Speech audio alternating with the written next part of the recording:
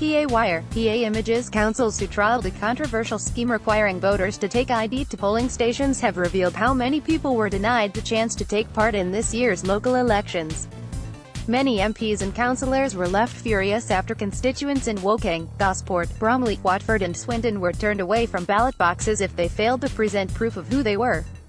Scores were told they would not be allowed to vote as part of the test being run in the 5 areas by the Cabinet Office, which wants to cut the risk of electoral fraud. So far only Gosport and Swindon councils have released official figures on how many voters were sent home, and how many later returned with the requisite identification.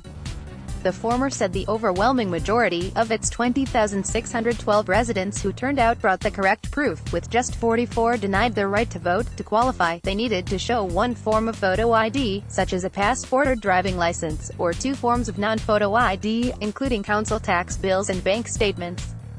PA Wire, PA Images. The Cabinet Office is trialling the scheme. The Hampshire Council added that a total of 72 people had no ID or incorrect ID at first, but returned later and were given their ballot papers.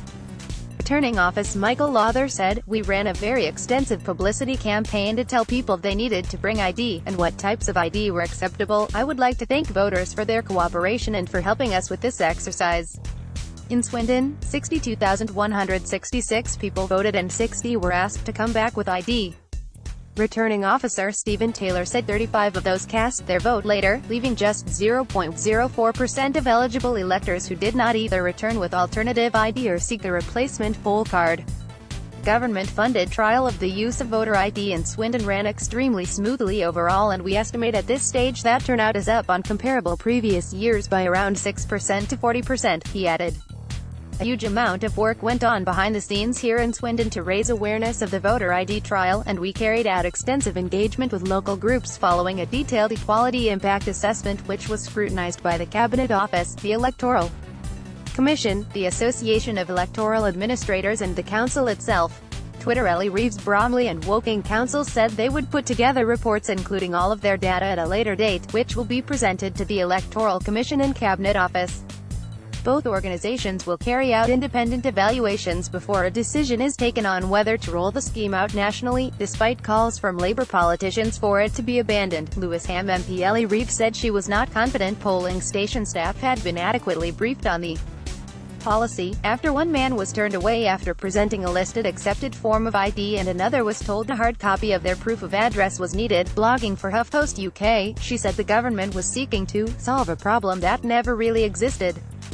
In 2017 there was only one convicted case of electoral fraud based on impersonation, she added. Furthermore, the UK's official statistics watchdog condemned the government's argument that voter fraud has more than doubled in 2 years as misleading. "I believe these proposals are far too draconian and will only serve to disenfranchise voters. Voting is a fundamental right in our society and we should be proud of this. But the notion that we can tighten access to this right, however small it may be, should worry us all." Shadow Minister for Voter Engagement, Kat Smith, claimed independent observers estimated that voters were refused a ballot paper in 21% of polling stations because they did not have ID and called on ministers to scrap the proposals. There was absolutely no case for introducing voter ID in the first place, but after yesterday's fiasco, it is impossible for the government to justify rolling it out, she said.